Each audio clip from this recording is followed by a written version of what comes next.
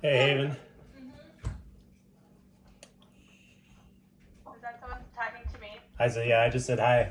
Oh, hi. Sorry, my audio cut out, and I was like, that sounded like me, but I'm not sure. Do you have anything that you can hold in your hand that's between 1 and 3 feet long? 1 and 3 feet long. I'm gonna go. I think I'm going with a water bottle. Oh, nice. How does That'll that be good. affect? Well, how big is the neck? You want to make sure that like, It's like I can like grab it. yeah, you might That long want enough? that might be a little short. Like you Okay, might be I'll go better grab with a it. spoon. Okay. Paul, hello. Do you have a wine bottle or a spoon? Or a Paul, both can works. That thing's practice. Good. If you want to something else, it should be like calorie, but don't. Paul, is that your new yard? No. Oh, Old yard. old yard. All right. Let's see. Hey, Josh, Zoe. You guys. Let's see. Oops. Got the beard going. All right. Let's see. We'll have probably have everybody put it on mute when we get started.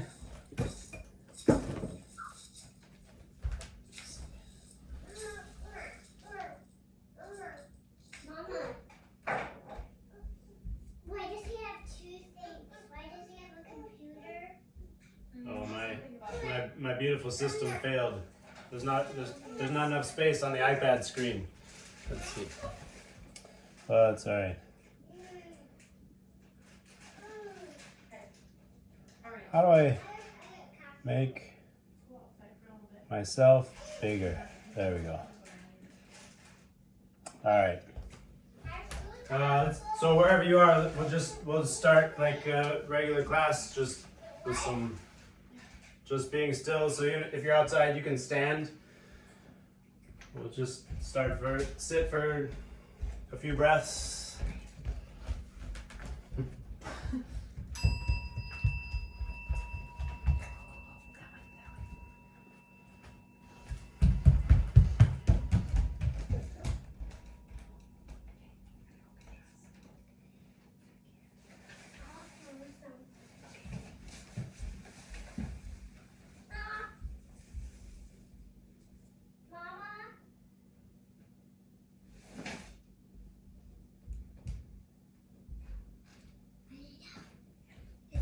Onegashimasu. So we'll I guess I'm thinking of this less like, it's less like class and more like group practice. Just since obviously there's lots of constraints in terms of space, but so we'll work just through some warm-ups and then some cutting practice and exercises. And just like enjoy being together apart for a few minutes. So let's see. Let me go back to this.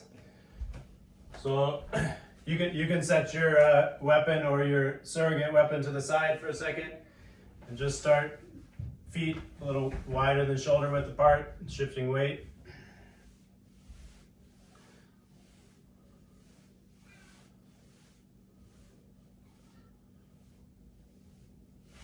And feet together, circle the knees.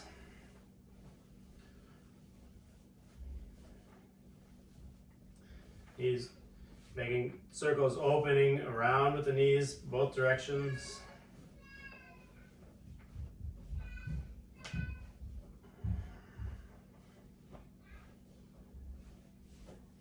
Let's come open up. So reach towards the ceiling, arm circles, reach all the way down to the floor, bending the legs, stand up.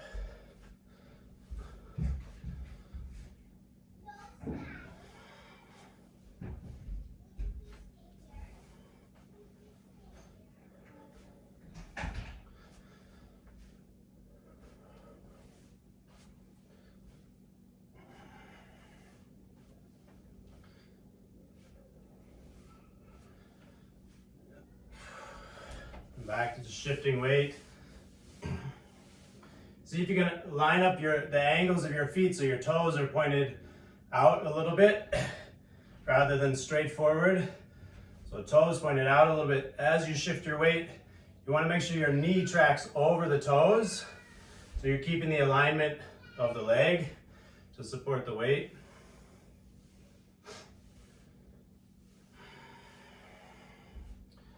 As you shift, sink your weight a little bit lower and higher. Just play with the height of your hips.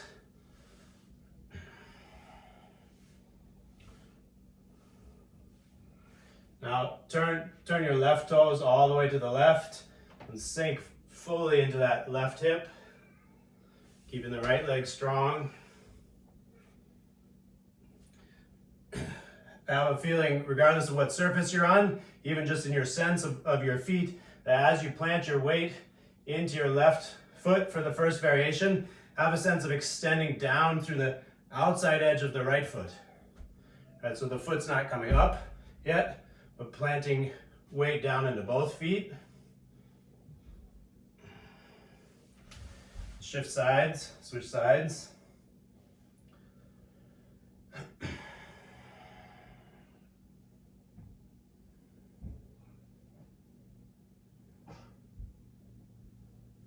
It's time to go back to the left. So the left toe is pointing to the left. As you bend the left leg, let the right foot become light and see if you can just lift the right foot a little bit. Bring a little more weight into the left leg.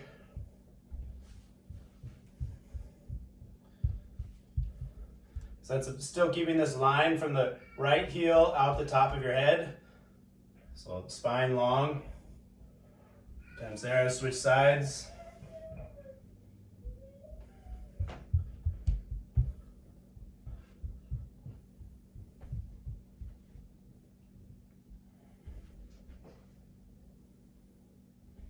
And you play, observe in yourself as you do the movement that the alignment of the knee as you shift the weight.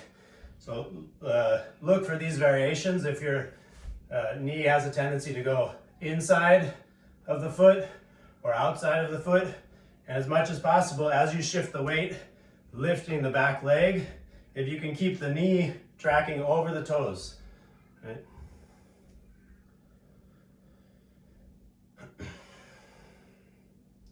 So shifting, so facing the foot that you're shifting your weight onto.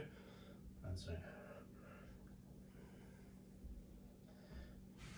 So now you can face forward, and we're going to feet together, feet rather more or less parallel, shoulder width apart. And now from here, just start shifting weight left and right. And notice what happens as you lighten the weight on your left foot to shift to your right foot. How much of yourself tilts, or what happens to the organization of your upper body as you shift weight. And if it's possible to have a sense of solidity over one leg and then the other leg. And now we'll just start by stepping back. So transfer the weight onto the left foot and step back. But this feeling here, like when we were lifting this leg, lifting the back leg, that here as you step back, that there's stability on the standing leg as you step back. Other leg.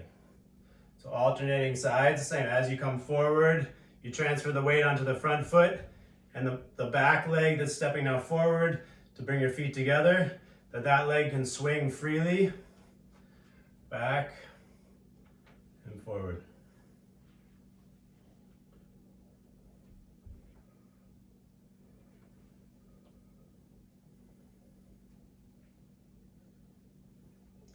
And then also just try two different variations for yourself. That as you step back, if you were to step back and put that foot down, one variation would be to have your feet parallel, so the hips stay square, and then stay on the same side. So step back with the same leg a second time, and step back so that the foot is more perpendicular. So I'll show from the side. So here, so either stepping back, having the weight, the feet parallel and forward, or as you step back, open the hip so that the back foot is now perpendicular to the front foot.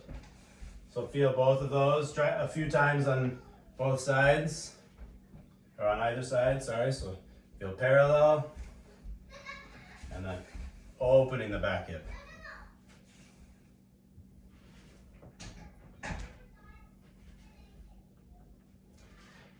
And come to facing forward again.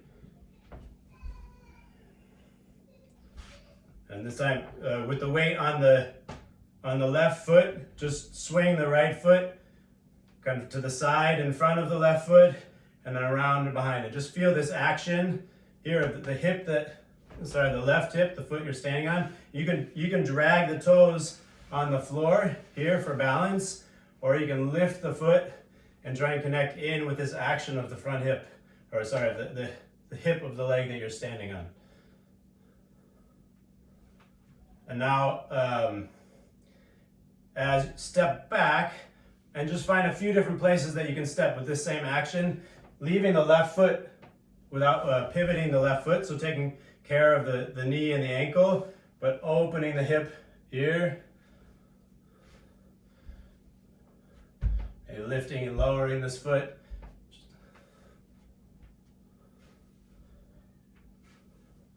And back to just swinging around that left hip. So everything rotates around the left hip joint.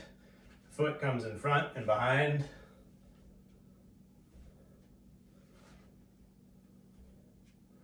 And switch legs. Shift your weight onto your right foot, shake out the left leg, and begin a similar exploration of rotating around the standing right leg. So first just moving the foot to rotate the pelvis and your torso around the right hip joint. And at some point, start to set the left foot down, various places.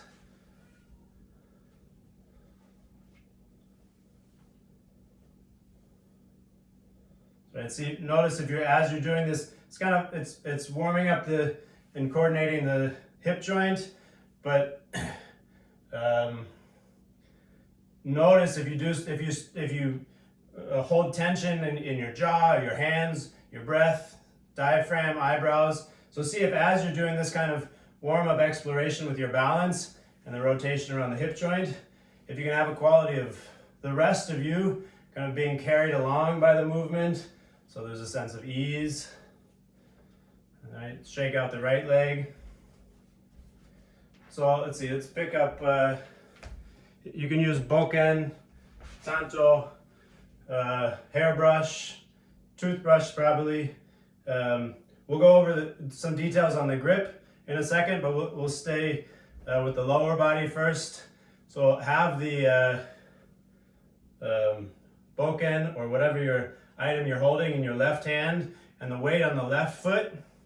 And just now as you swing this left leg, just now on this axis forward and backwards rather than rotating, just have a sense of how holding something in your hand, again it can be whatever the item is, how this holding this position, right, extending something in front of you, how the swinging of this leg and the movement now just forward and back on the hip joint, how that is reflected in your own movement through the object that you're holding. So just a few times forward and back, and switch hands. So now it's in your right hand and standing on your right leg. Again, the movement can be small, just enough to express itself through the rest of your structure. So you're feeling that small movement of the leg, not even stepping. You can even just slide the left foot forward and backward, and feeling how that affects your structure and how it's reflected out the end of your weapon.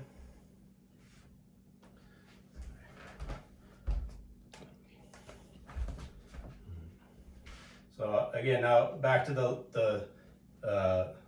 holding it in your left hand, weight on the left foot, just a few of these rotations, and now holding a sense of using the weapon to orient your attention and your upper body so that you're this idea of center line, right? You're holding the weapon on the center line in front of you, right here. It's a center line or sagittal plane, divides you from left and right.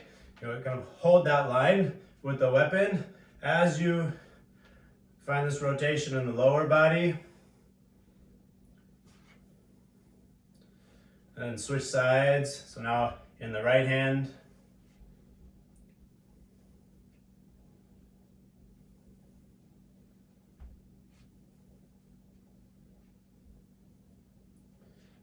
Back to the left hand. And we're going to take Hamni. So Hamni would be if you start with the feet parallel, when you step back, it's a narrow stance so that the back foot is more or less perpendicular, maybe at a little bit of an angle, and the instep of the back foot is in line with the heel of the front foot. So the back hip is pulled, but feel that you still have, even in Hamni, you have this rotation here, forward, and back. And that you can move the lower body in this way while holding the center line, using the weapon to establish the line for yourself. And switch sides, hold it in the right hand. So this feeling of squaring the hips forward, and notice, right? So this is what the weapon is useful. It gives this feedback. If I square the hips and I lose the line, reorganize the upper body, find this movement in the lower body of squaring and opening the hips while holding the line.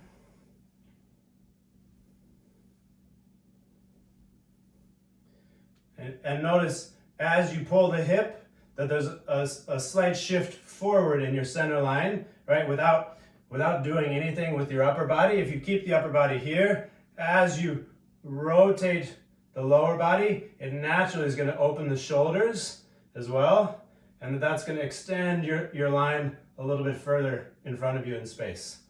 And so don't feel like you have to exaggerate or reach. Just feel how the coordination is naturally there.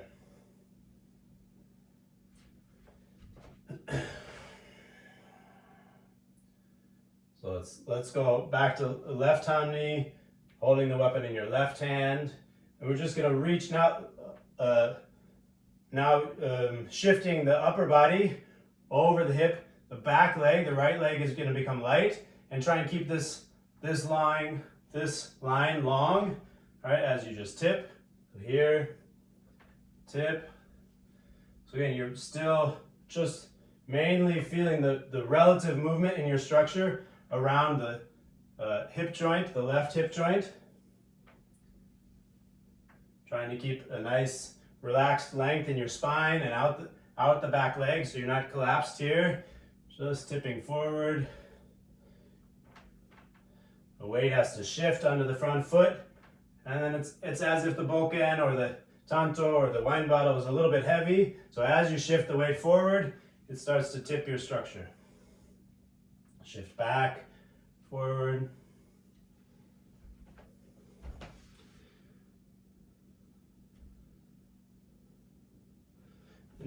Switch sides. So now right Hamni, right hand. So weight shifts onto the right foot, and the boken pulls you down and back. And as you're doing this action, this type of exercise where you're having a sense of length, keeping the structure, you can put your attention at the tip of the item that you're holding. So whatever it is, right? It's like your mind is out here. So that's where you feel the shift, lower, back. Weights forward, down.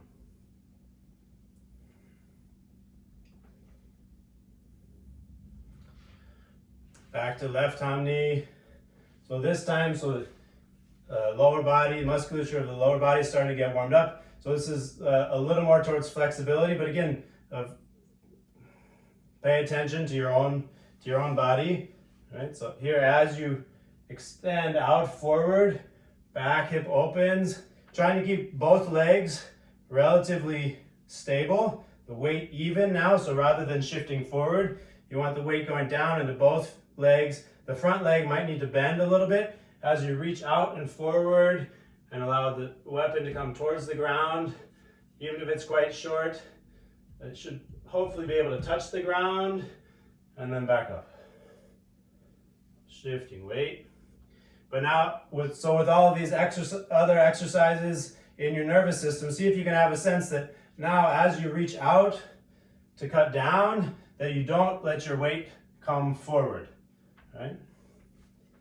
So down, so if anything, actually, you're probably gonna have to send your attention or send some weight down through the back leg to really firmly ground the back leg. Again, even if you don't reach the ground, that's okay. Just let everything hang at the bottom and spine long. So in some ways you have a similar action over the front hip joint, but now you're fixing the back leg in place. So where does that movement express itself in your own structure?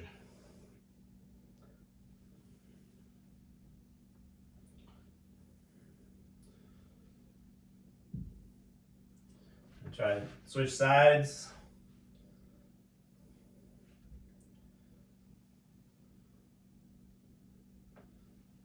Continue on your own. Yeah, make sure, so if you're noticing tightness in your low back, you can soften the knees, right? So it shouldn't have, when I say sending the weight down, it's not like an increase in tension, which will cause distortions in the spine or the flexibility of the spine. It's more a sense of like a feeling of heaviness, right? Rather than of tension. So potentially it's even just in your imagination. There's a sense of weight going down so that the contact of your feet doesn't change as you shift here. So if that's enough. So now back to left hamni. Poke on your left hand, cut down.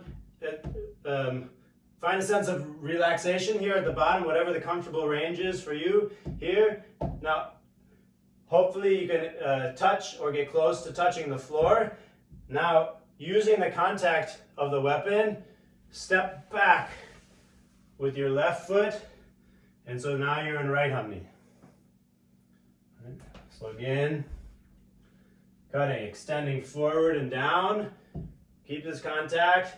Now shift back. Reset. Extend forward. Shift back. And one detail, if everybody could just watch for a second, that so if you're in hamni, your back foot is facing this way. As you step, allow the leg to pivot so that the foot, you end up in right hamni rather than sankaku, which is a different type of stance where the front leg is turned out. Ending up with the front toes facing forward. So now as you step, even though you're lower, the back leg becomes the front leg and rotates. Obviously, but it's from here, so here, there. All right, try a few more, starting left hamni, cutting down. Keeping that weight heavy in the kiseki, the tip of the bokken, and as much as you can, even as you cut back, a sense of drawing your center line now on the ground.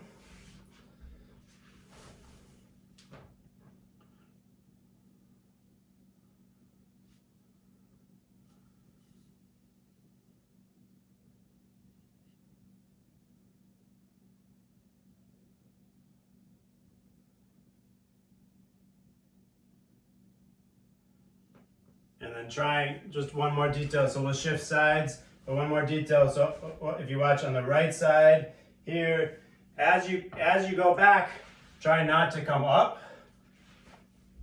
So it's coordinating a bunch of these different movements here. So as you're down, you're stepping back, you're staying low, and with weight on the front foot, shifting, pivoting on the toes, coming back and then up. So you stay low, and then come up. And so try with starting in right hamni. And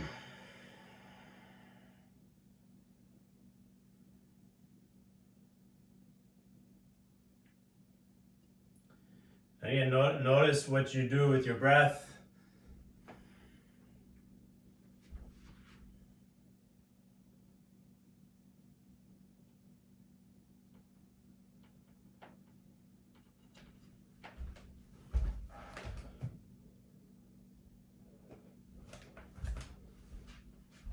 Okay, we'll do one more variation. So in left Hamni, again, you're gonna cut. This time you're gonna let the back leg become light.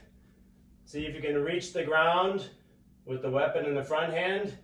Set the back leg down and finish the same way. So now just adding this tipping, lowering, and cutting. So don't hurry through the movement. Like the slower that you go, the more challenging it is here. So now there's 2 points. There's the tip of the weapon in your foot, in your front foot, and setting down the back foot as you shift back, rotating here. All right, try a few on the left, starting in left Hamni.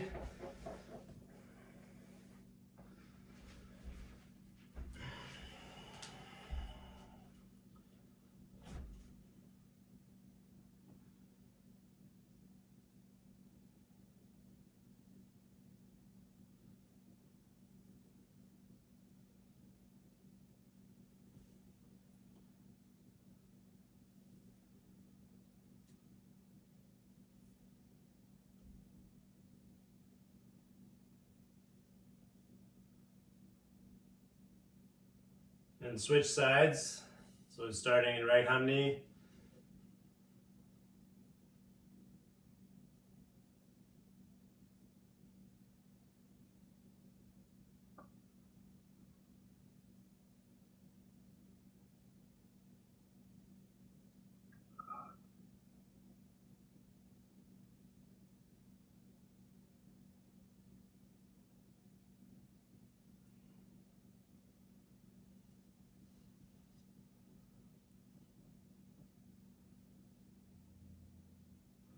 Alright.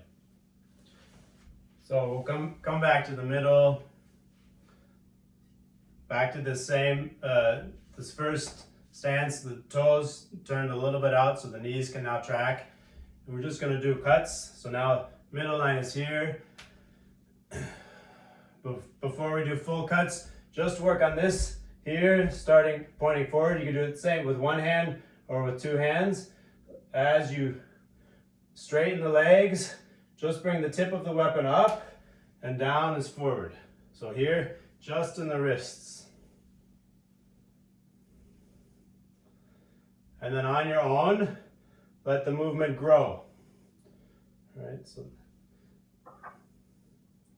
I'm not going to do a lot of upper body work today, but just now coordinating the sense of extending, pushing through the legs to raise the center, extends, expresses itself out through raising the bulk end, and then as you sink, just let it come back to that position. So again, you can keep it small on your own. So take the ambition out of the cut, right? Because what starts to happen is that you start to distort the structure, right? Which can lead to things like tipping forward, a bunch of different things can. So as much as possible, just keep this small, using the weapon to give you a sense of the center line and the raising and lowering of the hips.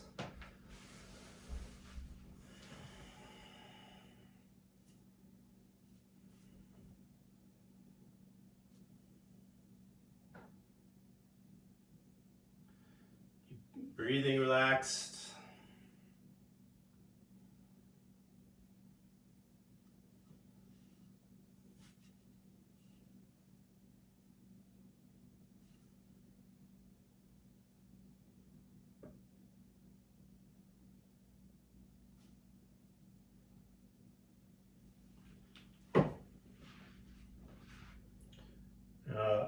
Everybody in right Hamni, and even if you have a bokken, just in one hand.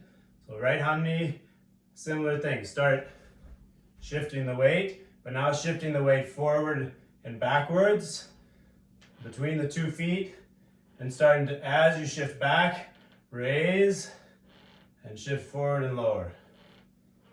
So try not to do too much relative motion yet with the arm, just feeling the connection between shifting the weight and the tip of your weapon raising and lowering.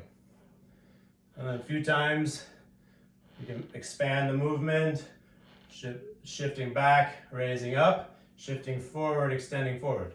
But again, make sure you're not reaching, just feeling the connection.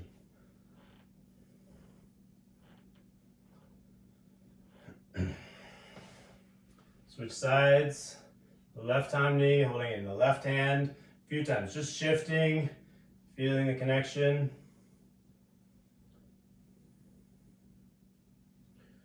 Raising, let the movement grow.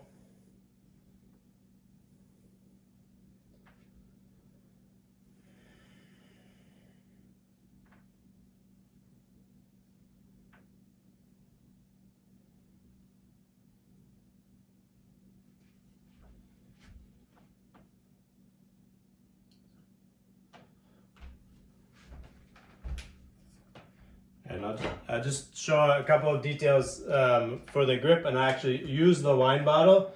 So regardless of what you're holding, and this is true of empty hands as well as any kind of weapons practice. So if you're grabbing somebody's wrist, or if you're grabbing a bokken or jo, this idea that you're grabbing from the small fingers, so the pinky and the ring finger, and that there's like a softness here. Ben Sensei used to talk about it like you're holding a baby chick. I don't know if you can see the shape. It's hard to see. So actually there's a funny way that a wine bottle actually kind of fits nicely into that. So you don't want you want the thumb to curl here, right? So there's not a sense of a death grip, but rather a relaxed extension while kind of gently cradling something here, right? And that then also this angle of the wrist here. So this, right, this is a overextension of this part of the wrist. So it's actually here because it's the same mechanics of striking with an empty hand here and then here with a weapon. So there's trying to get the right angle. There's, rather than this angle. So like this action here. So that's the same action that you're using to raise the bokken. So here. So actually you can use a full wine bottle. It's good conditioning, or get something, you can use actually if you're outside and you have a jo and you want to do some conditioning, just working this angle of the wrist here, and the heavier and or the longer the item is that you're holding, the more work you're doing here. And so in some ways this exercise, just to make the contrast, right, this is like the opposite end of the spectrum from what we were just working on, which is all about connecting with the feet and the hips and how the shifting of the weight moves through the end of the bokken or any item you're holding. And now just to give the complementary practice, if you imagine the rest of yourself is still and you're just finding this action with this relaxed